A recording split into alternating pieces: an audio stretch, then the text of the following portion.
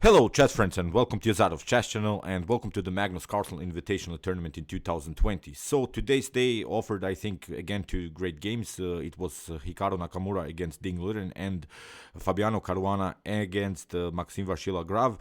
But these games are basically played for prestige because even before these two last rounds, we knew that Magnus Carlsen, Fabiano Caruana, Liren, and Hikaru Nakamura will play in the semifinals. They have reached too many points and no one can catch up with them. Jan Nepomniachtchi, Alireza Firouzja, Maxim Vachilagrov, and Anish Giri are out. So these four players will battle for this very nice tournament.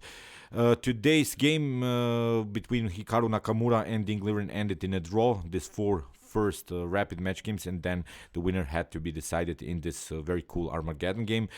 I've seen now many comments that have been written about this Armageddon game, how it's not fair.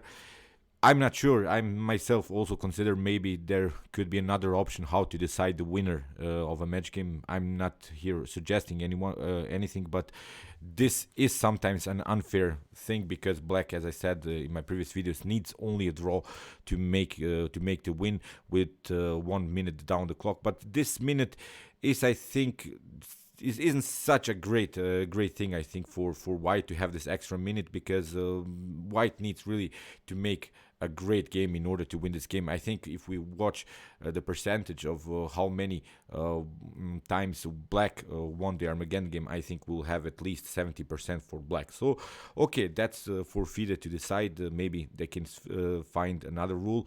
Let's see now what happened between Ding Liren and Hikaru Nakamura in their Armageddon game. So here Ding played with the white pieces. He played the first move c4.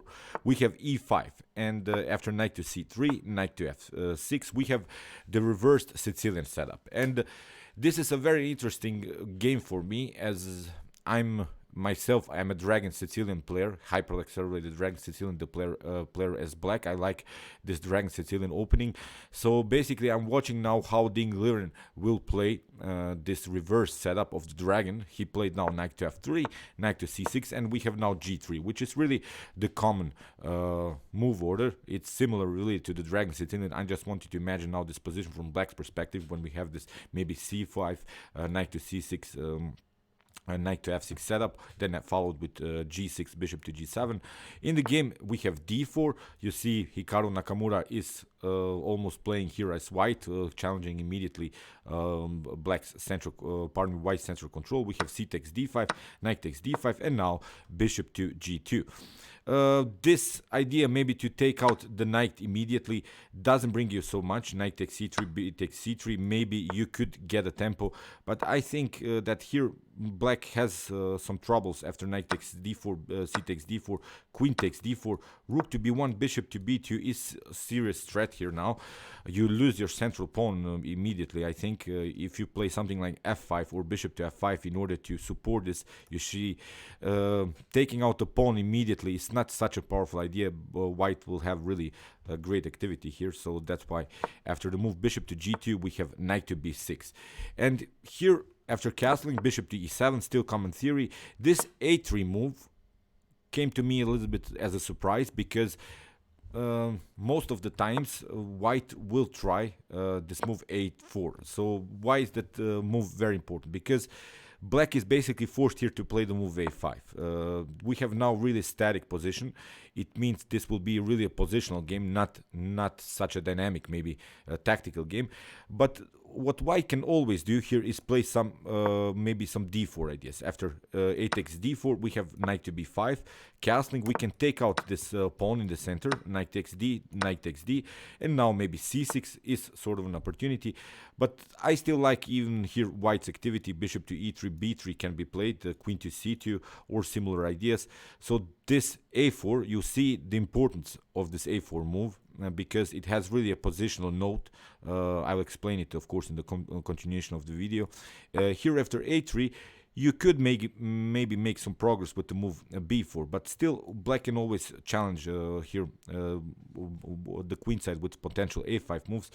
Here in the game, Hikaru simply played healthy, natural chess. Of course, he played castling. We have d3, which is also a very important move to have this sort of dragon Sicilian setup. This is this common dragon pawn structure. Of course, it most often happens when you play it with black, but now we have, from white's perspective, this dragon pawn structure, which is a very good pawn structure, because first of all we have now this pawn central control. It means we have 2 pawns in the center.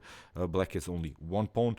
But the problem about this pawn structure is you would love to play something like e3, then to have this flexible pawn structure, but it's not so easy, because when you play the move e3, then you leave d3 weaknesses. Black could continue with some here after potential e3 with some bishop to f5 ideas, even the possibilities somehow further to attack this d3 weakness. So the problem is, as I said, white cannot play the move a3, and here black will need this very important d4 square in order to make progress. But of course you have to take care also of your pawn on e5. So in the game, bishop to e6 played by Hikaru Nakamura. Here we have bishop to e3, and now knight to d5. Here we have knight takes d5, bishop takes d5, and now queen to a4. Liren has finished here the development, and again I'm pointing out, I just want you to imagine now this position if we would have, for instance, the a4 pawn here. So now let's push this pawn to a4 and give maybe a bad move here for black.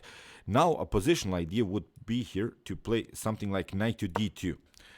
After bishop takes, king takes, after, okay, queen to d5, check, king to g1, and okay, let's find now a good move here for black, rook to d8.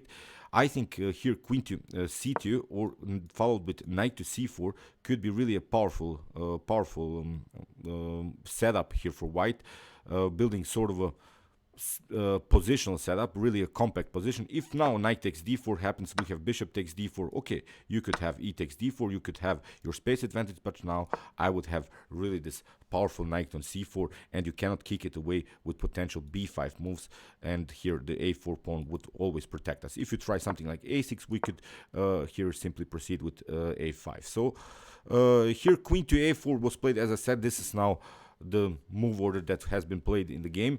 Queen to a4 seems, of course, also like an active move now, with preparations to get use of our c file, because that's the only file that's open in the game. Liren has finished the development, but as I said, you'll see the positional problems of this d4 square. So in the game, rook to e8 was played with the idea maybe to protect first our e4 pawn, then continue with knight to d4. In the game, rook to c1, we have a6. You see the queen is a little bit endangered now. To white's attacks with to black's attacks with potential b5 moves. This is now a serious threat to handle. If we would have this a4 pawn, it could really create a nice positional setup, as I mentioned. In the game, rook to c3, which is again a risky move, placing your rook like that, but still I don't see now good ideas for white to proceed here. Basically, I think black has already equalized the game. I would rather be here black, if you ask me, because Hikaru Nakamura's plan to place the knight on d4 is much easier to make, because here you couldn't play on this minority attack. This minority attack means we could attack with 2 pawns against 3 pawns, try to split pawns, try to create new weaknesses, but it's, I think, a very tough one to handle. Even if you play b4, still black can always compete with some b5, then you lose again the tempo. You have to play your queen again on an unnatural square. So still, I think Hikaru Nakamura's plan to go knight to d4 is much more clearer, much more easier to make happen. So rook to c3, we have bishop to f6. There is now this way to protect this d4 square and also our e5 pawn. This e5 is not a problem anymore. Now we have to make our own main goal here, this knight to d4 outpost. So we have rook to d1, which is a great move, I think, by Liren, of course, placing the rook here on the same file like the queen. There were, of course, some tactical threats with potential e4 moves and then discovered attacks on the rook on c3. Okay, Ding solves the positional problems with rook to d1, but still this rook is a little bit loose on the board. Still, Hikaru has these tactical possibilities. In the game, knight to d4. Now, finally, Hikaru makes his plan work. Here we have rook to d2. He has to protect everything because this e2 pawn was hanging. And now, Hikaru plays on a simple idea, trading off pieces. Bishop takes f3, e takes f3. And now we have a new position in which we have a clear target. It's the pawn on d3 because it's a weak pawn. But also this f3 pawn is a weak one. And when we talk about pawn structures, I think, of course, black has a much more comfortable pawn structure here. Again, with some clear targets to attack. And in the game, c6 was played with the preparation, maybe b5 and c5 if the position allows it. But still, this is also very good, getting out of the range of the star square bishop, getting all of our pawns on light square. So in the game, king to g2 was played. We have g6, queen to e4, which is now Ding Liren's preparation to, if the position allows, if this rook, for instance, goes somewhere, then to improve the position of this d4 weakness, to play simply d4 and then maybe continuing the game with a firm pawn structure in front of the king. But again, bishop to g7, simply healthy move here by Hikaru, with preparations to play the move f5, getting some space on the king side. We have b4. It is again sort of a move. Okay, it seems like an attack, but again, I'm pointing out Hikaru has a clear target here. He plays simply f5. It's much more easier for Hikaru to find the best moves. That's why I simply like more his position. In the game, queen to c4, king to h8, and now d4. Okay, you have improved now the position of the pawn. We have now very important move e4. And if you take here f takes e4, then rook takes e4 is very powerful. You see, we're continuing our attack. White will continue the game with an isolated pawn. That's not a good choice, of course. So that's why in this position, Ding tried the move d5. We have e takes f3, king takes f3, and now queen to e7. Again, with some natural ideas. Now Ding has prepared after d takes c, queen takes c, queen to e4 is, of course, a very dangerous threat because it would lead into checkmate. Now Hikaru played, Ding played rook to c2, and we have now c takes d5, rook takes d5, and now rook to d8, and now comes the critical moment of the game. Here, Ding Liren plays really a blunder. It's not one of these blunders that you can easily see, of course, but it's really an improvement of the position of the king. But the problem is this overload system. The queens is a little bit overloaded to the defense of this d5 rook. Maybe a better way is simply to retreat somehow with the rook. Still, I think, again, black has a much more better position because this e4 is always a serious threat. As I mentioned many times now in this video, black's moves are easier to find here. So here Ding played a very risky move, king to g2. The problem is that this king is on the same diagonal like the rook, and here Hikaru, of course, the top grandmaster, found a great tactic. You can, of course, pause the video, try to see these tactics that Ding Liren missed, and of course that Hikaru found. Take your time. Maybe it's not so easy to see, but I'm pointing out this diagonal is a problem here for white to handle. In the game, Hikaru Nakamura played this very aggressive b5 move, and here after queen to d3 we have queen to b7. In this position, Ding Liren resigned. This simply too much pressure here on this rook. You can basically prolong this game with rook to c5 ideas, but still here rook to e5 is, of course, a serious threat to handle. You lose the rook, and the evaluation is here simply winning for black. Ding Liren lost the game. Okay, it's not something that he has to worry about because he'll still be in the semifinals. As I said, we'll have Hikaru, Magnus Carlsen, Fabiano Caruana, and Ding Liren. These four players will play, I think, great matches in the future in this very nice tournament.